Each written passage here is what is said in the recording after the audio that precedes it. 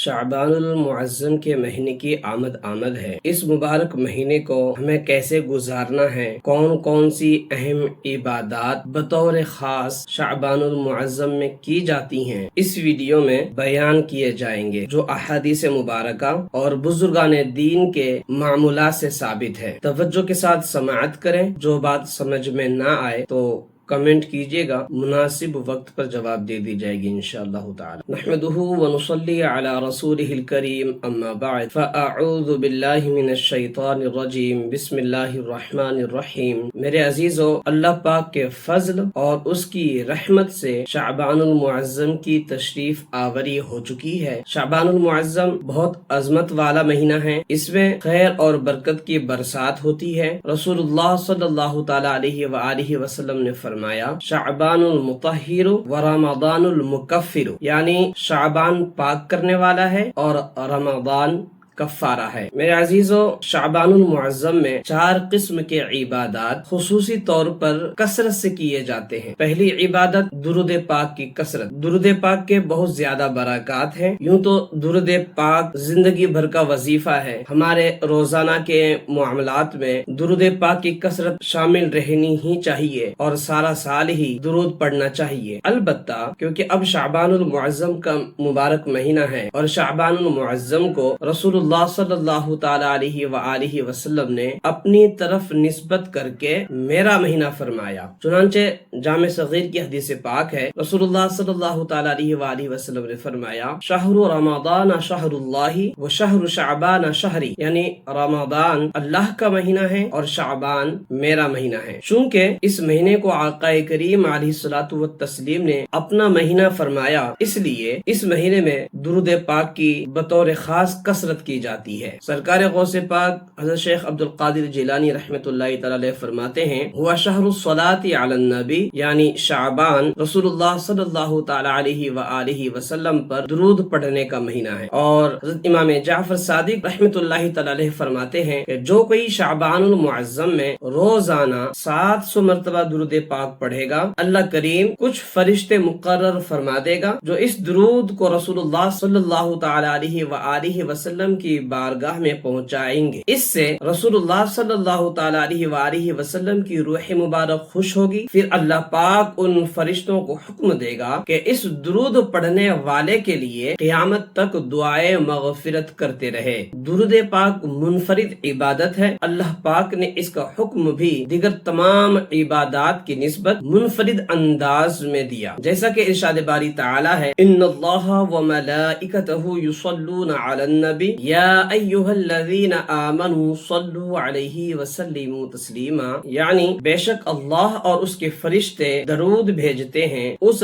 غیب بتانے والے پر، اے ایمان والو ان پر درود اور خوب سلام بھیجو۔ اس آیت مبارکہ کی تفسیر میں مفسر قرآن قیم الامت مفتی احمد یار خان نعیمی رحمۃ اللہ تعالی علیہ فرماتے ہیں، قرآن کریم نے بہت سے احکامات دیے، لیکن کبھی بھی یہ نہ فرمایا کہ ہم بھی ایسا کرتے ہیں، فرشتے بھی یہی کرتے ہیں، اے ایمان والو تم بھی ایسا کرو۔ صرف درود پاک واحد حکم ہے جس کے لیے یہ سب کچھ فرمایا گیا۔ بات یہ ہے کہ جس چیز کا حکم اہتمام کے ساتھ دینا ہوتا ہے تو بادشاہ رعایا سے کہتا ہے کہ ہم بھی کرتے ہیں، ہمارے وزیر مشیر بھی ایسا کرتے ہیں، اے رعایا تم بھی ایسا کرو۔ تو میرے عزیزو، ہمیں کثرت سے درود پاک پڑھنے کا اہتمام کرنا چاہیے۔ علماء کرام فرماتے ہیں کہ تمام عبادات میں سب سے زیادہ فائدہ بخشنے کی درود پاک ہے۔ صرف ایک بار درود پڑھنا دنیا اور جو کچھ دنیا میں ہے سب سے بہتر ہے اور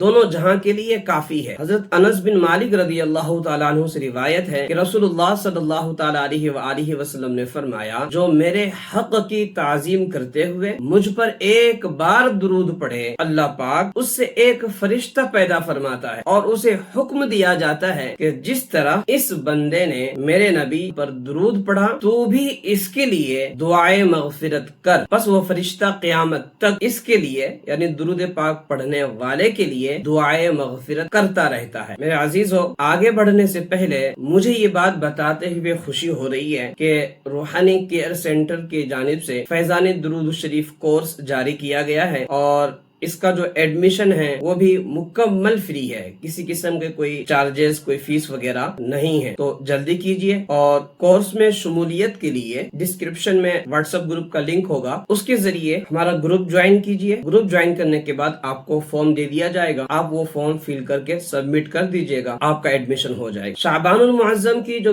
دوسری اہم عبادت ہے وہ ہے تلاوت قرآن کرنا۔ بعض روایات میں شعبان المعظم کا نام شہر القرآن بھی بیان کیا گیا ہے۔ حضرت انس بن مالک رضی اللہ تعالی عنہ صحابہ کرام علیہم الرضوان کا معمول بیان کرتے ہوئے فرماتے ہیں کہ جیسے ہی شعبان المعظم کی آمد ہوتی تو صحابہ کرام علیہم الرضوان پوری توجہ کے ساتھ تلاوت قرآن میں مصروف ہو جایا کرتے تھے۔ اس لیے ہمیں بھی اس ماہ مبارک میں کثرت کے ساتھ تلاوت قرآن بھی کرنی چاہیے۔ تیسری اہم عبادت ہے نفل و روزے۔ شعبان المعظم میں خصوصیت کے ساتھ نفل و روزوں کی کثرت کرنی چاہیے۔ ہمارے آقا و مولا محمد مصطفیٰ صلی اللہ تعالی علیہ وآلہ وسلم رمضان المبارک کے بعد سب سے زیادہ شعبان المعظم میں روزے رکھنا پسند فرماتے تھے، جیسا کہ ام المؤمنین حضرت عائشہ صدیقہ رضی اللہ تعالی عنہا فرماتی ہیں کہ حضور اکرم نور مجسم صلی اللہ تعالی علیہ وآلہ وسلم کو میں نے شعبان سے زیادہ کسی مہینے میں روزہ رکھتے نہ دیکھا۔ آپ صلی اللہ تعالی علیہ وآلہ وسلم سوائے چند دن کے پورے ہی ماہ کے روزے رکھا کرتے تھے۔ ترمذی شریف کی ایک اور روایت میں ہے کہ ایک مرتبہ آپ صلی اللہ تعالی علیہ وآلہ وسلم کی خدمت میں یہ سوال کیا گیا کہ رمضان کے بعد کون سے روزے افضل ہیں؟ تو رسول اللہ صلی اللہ تعالی علیہ وآلہ وسلم نے فرمایا رمضان کی تعظیم کے لیے شعبان کے روزے رکھنا۔ حضرت علامہ شاہ فضل رسول بدایونی رحمت اللہ تعالی علیہ فرماتے ہیں کہ جو شعبان المعظم کے روزے اس لیے رکھے کہ حضور صلی اللہ تعالی علیہ وآلہ وسلم کو پسند تھے تو اسے حضور پاک صلی اللہ تعالی علیہ وآلہ وسلم کی شفاعت نصیب ہوگی۔ شعبان المعظم کی چوتھی اہم عبادت جو کثرت سے کرنی چاہیے اس مہینے میں وہ توبہ و استغفار ہے۔ اس کی حکمت یہ ہے کہ ماہ شعبان جتنا باعظمت ہے ایسے ہی بہت زیادہ نازک بھی ہے، جیسا کہ رسول اللہ صلی اللہ تعالی علیہ وسلم نے فرمایا یہ وہ مہینہ ہے جس سے لوگ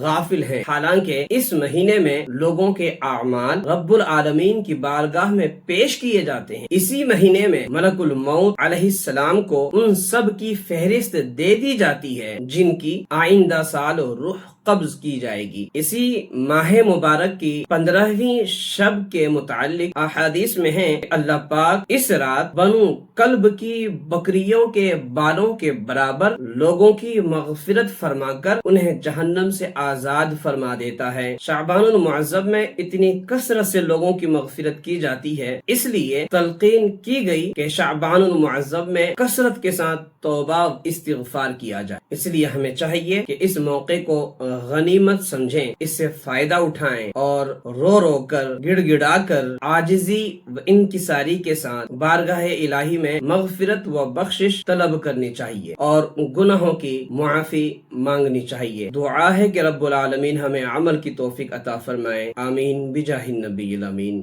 صلی اللہ تعالی علیہ وآلہ وسلم۔